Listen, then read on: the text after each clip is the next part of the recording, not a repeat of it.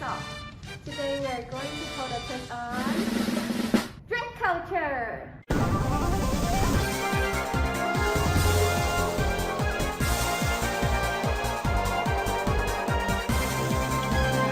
Woo! Let's see how much you know about drag. Wait, what's drag? Ready or not? Our first question is, if you do drag, does that automatically make you gay? Yes.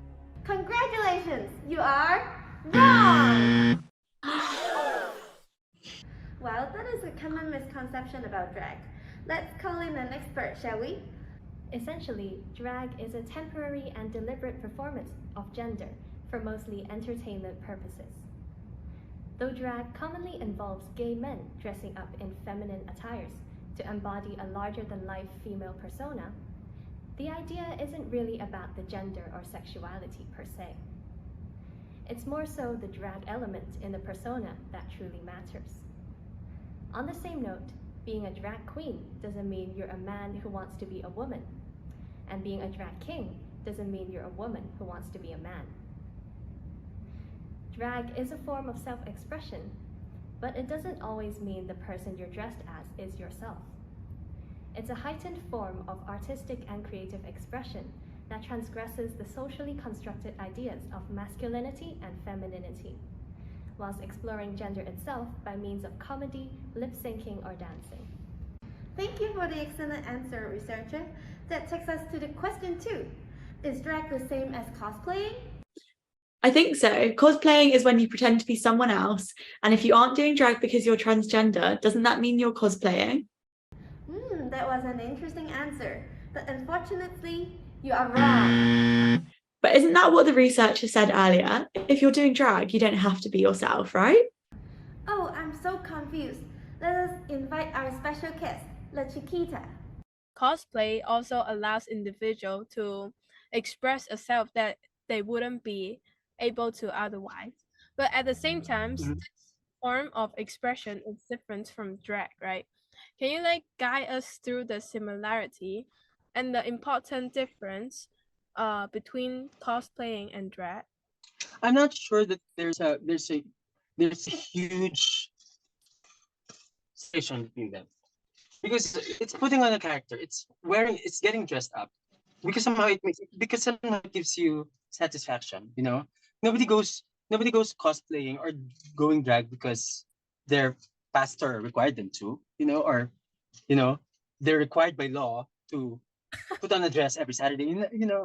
We do it because it's our choice, because it makes us happy, it empowers us, it allows us to live in a world that's perfect in our eyes. So I don't think there's any difference in that. I just think that cosplay is more technical, because the characters are actually based on, for somebody who is like me, who I would consider myself a makeup enthusiast, but not really very skilled, it would be difficult.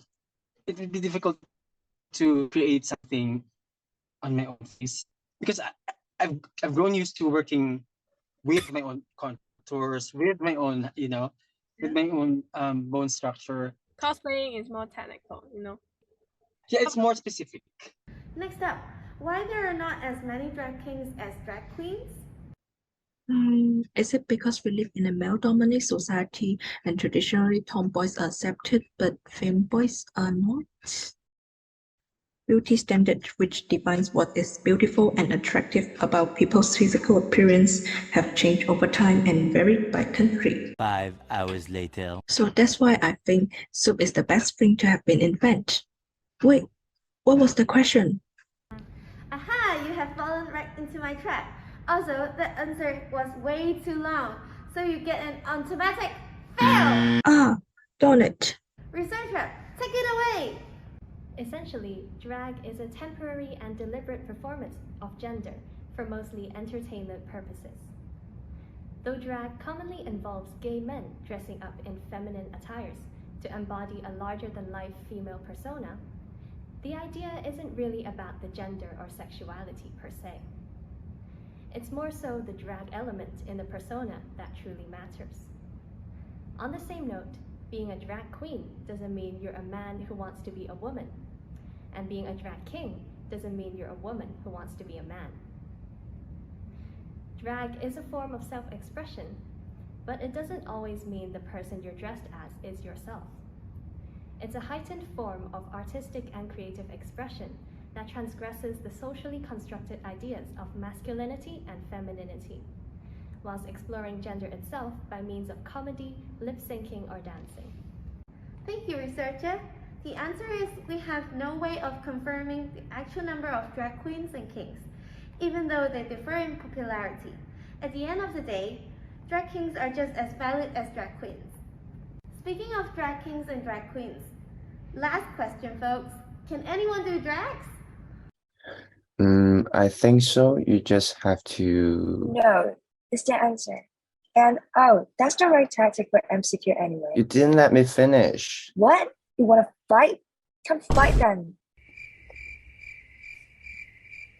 Then what's the answer? I'm confused. I don't know what's going on anymore. I'm just hungry now. Well, yes and no.